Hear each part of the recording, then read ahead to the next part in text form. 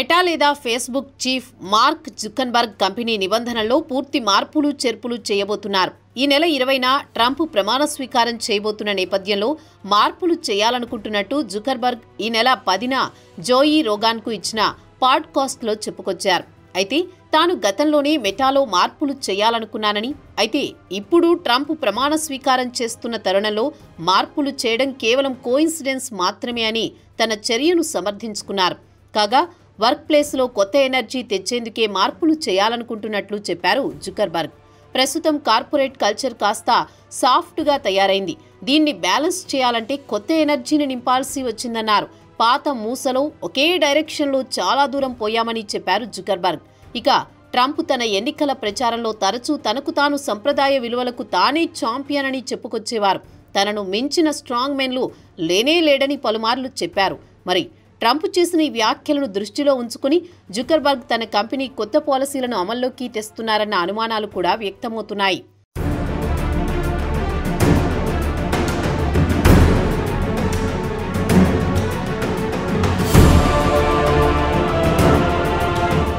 ఇదే పాడ్కాస్ట్లో జుకర్బర్గ్ మాట్లాడుతూ డైవర్సిటీ, ఈక్విటీ, ఇంక్లూషన్ లేదా డిఐఏ ఇనిషియేటివ్ ఇక ముగిసినట్లే అని చెప్పారు. అలాగే ఒక మెమోలో కంపెనీ వైస్ ప్రెసిడెంట్ జానెల్లే గాల్ కూడా కంపెనీ వివిధ రకాల బ్యాక్గ్రౌండ్ కలిగిన వ్యక్తుల నుంచి సోర్స్ తీసుకుంటుందని, అదే సమయంలో డైవర్స్ స్లేట్ అప్రోచ్ను ఇక నిలిపివేస్తామని తెలిపారు. అలాగే మెటాలో డిఈఐ టీంను ఎత్తివేస్తున్నట్లు చెప్పారు. ఇప్పటి వరకు మెటా చీఫ్ డైవర్సిటీ ఆఫీసర్ మ్యాక్సిక్ విలియంకు కొత్త బాధ్యతలు అప్పగిస్తామని, ఇక నుంచి ఆయన యాక్సెసిబిలిటీ అండ్ ఎంగేజ్మెంట్ బాధ్యతలు చూస్తారని జుకర్బర్గ్ చెప్పారు.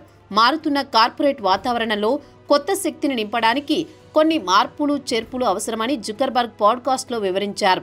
మెటాకు చెందిన సిలికాన్ వ్యాలీ, టెక్సాస్, న్యూయార్క్లో ఉన్న ఆఫీసుల్లో పురుషుల రెస్ట్ రూమ్స్లో ఉంచే టాంపూన్స్ను తొలగించాలని, వాటిని ట్రాన్స్జెండర్స్ వాడే రెస్ట్ రూమ్స్లో అందుబాటులో ఉంచాలని చెప్పినట్లు న్యూయార్క్ టైమ్స్ వెల్లడించింది.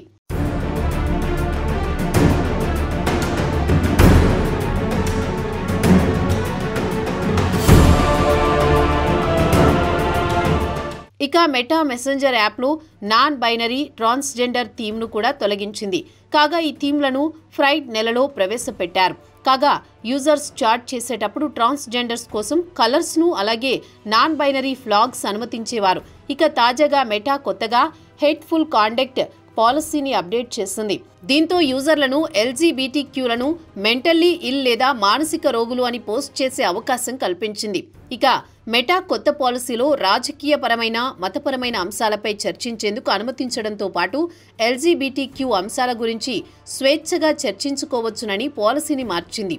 అలాగే ఇక నుంచి మెటాలో ఉద్యోగాలలో లింగపరమైన పరిమితుల గురించి, అలాగే కేవలం పురుషులు మాట్లాడే అభ్యంతరకరమైన భాషను వినియోగించేందుకు అనుమతిస్తోంది. దీనికి ఉదాహరణకు బాత్రూమ్, స్కూల్స్, అలాగే ప్రైవేట్ సంభాషణలో ఎలా మాట్లాడుకోవచ్చో అలా పోస్ట్ చేసుకోవచ్చు.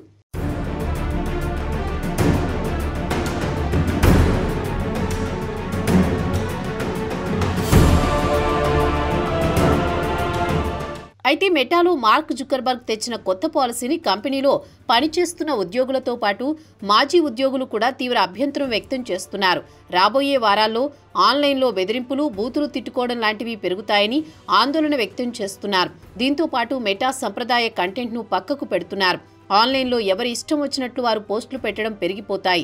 దానికి నియంత్రణ లేకుండా పోతే ప్రజలకు తప్పుడు సమాచారం అందించే అవకాశం ఉంటుందని మెటా ఉద్యోగులు ఆందోళన వ్యక్తం చేస్తున్నారు. కాగా కొత్త విధానాలను ట్రంప్ స్వాగతించారు. కొత్త విధానాలను అమలు చేయడంలో జుకర్బర్గ్ చాలా ఆలస్యం చేశాడని ట్రంప్ అన్నట్లు అమెరికాకు చెందిన ఫాక్స్ న్యూస్ వెల్లడించింది. అయితే మెటా అకస్మాత్తుగా విధానపరమైన నిబంధనలు మార్చడానికి ప్రధాన కారణం ట్రంప్కు సంబంధించిన సోషల్ మీడియా ట్రూత్ సోషల్, అలాగే మస్క్కు చెందిన ఎక్స్ సోషల్ మీడియాలో యూజర్లు వాక్ స్వాతంత్ర్యం అన్నట్లు తమ వ్యతిరేకులను ఇష్టం వచ్చినట్లు తిడుతున్నారు. దానికి ఎలాంటి సెన్సార్షిప్ లేకుండా యూజర్లకు పూర్తి స్వేచ్ఛ ఇచ్చారు.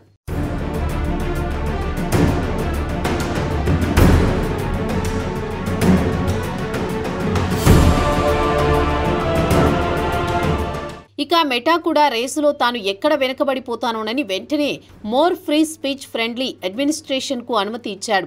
జుకర్బర్గ్. అలాగే గత మంగళవారం నాడు జుకర్బర్గ్ ఓ వీడియో పోస్ట్ చేస్తూ మెటాలో ఇక నుంచి రాజకీయాలు చర్చించుకోవచ్చునని ప్రకటించారు. గతంలో ఫేస్బుక్, ఇన్స్టాగ్రామ్, థ్రెడ్స్లో ఇలాంటి చర్చలు జరిగేవి. తిరిగి వాటిని పునరుద్ధరిస్తున్నట్లు ప్రకటించారు.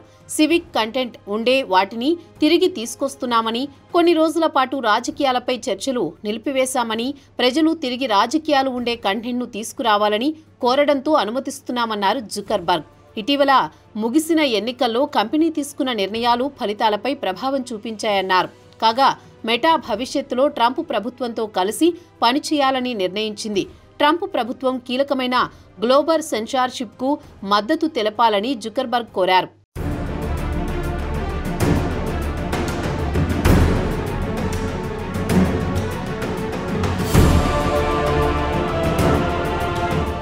మొత్తానికి చూస్తే జుకర్బర్గ్ మాత్రం ట్రంప్తో రాసుకు పూసుకు తిరగాలనుకుంటున్నట్లుందన్న టాక్ వినిపిస్తోంది. అందుకే కొత్త పాలసీలను అమలు చేస్తున్నారని చెబుతున్నారు. కాగా ట్రంప్తో బలమైన సంబంధాలు కొనసాగించేందుకు ట్రంప్ ప్రమాణ స్వీకారానికి అమెరికాలోని టెక్ దిగ్గజాలు గూగుల్, మైక్రోసాఫ్ట్, యాపిల్, అడోబ్ లాంటి కంపెనీ $1 మిలియన్ చొప్పున విరాళాలు ఇచ్చాయి.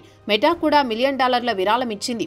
గత కొన్నేళ్ల నుంచి సోషల్ మీడియాపై ట్రంప్ తన అక్కసును వెళ్లగక్కారు. ఇక ట్రంప్ అభ్యంతరాలను జుకర్బర్గ్ తొలగించడం మొదలు పెట్టారు. ఇక అసలు విషయానికి వస్తే ట్రంప్ మెటా సెన్సార్షిప్ గురించి ఆగ్రహం వ్యక్తం చేసేవారు. జనవరి 6, 2021లో ట్రంప్ ఎన్నికల్లో ఓడిపోయిన తర్వాత ఆయన మద్దతుదారులు క్యాపిటల్పై దాడులు చేశారు. అప్పుడే ట్రంప్ ఫేస్బుక్, ఇన్స్టాగ్రామ్ అకౌంట్లను 2 ఏళ్ల పాటు జుకర్బర్గ్ సస్పెన్షన్లో పెట్టారు.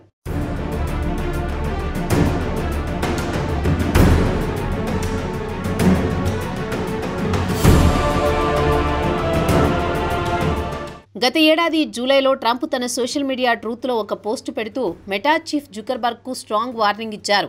2020లో జరిగిన ఎన్నికల ఫలితాలు పచ్చి మోసమని మండిపడ్డారు. తన ఓటమికి కారణం మెటా అని అక్కసు వెళ్లగక్కారు.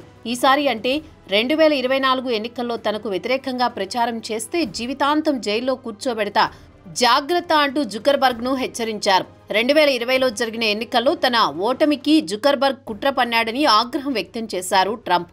ప్రస్తుతం ట్రంప్ మరోమారు ప్రెసిడెంట్ అయ్యారు. కాబట్టి జుకర్బర్గ్ ట్రంప్తో సన్నిహితంగా ఉండక తప్పడం లేదు.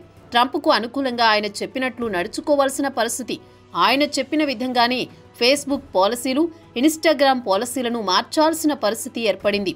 దీంతో పూర్ జుకర్బర్గ్ అని కొంతమంది యూజర్లు సానుభూతి ప్రకటిస్తున్నారు.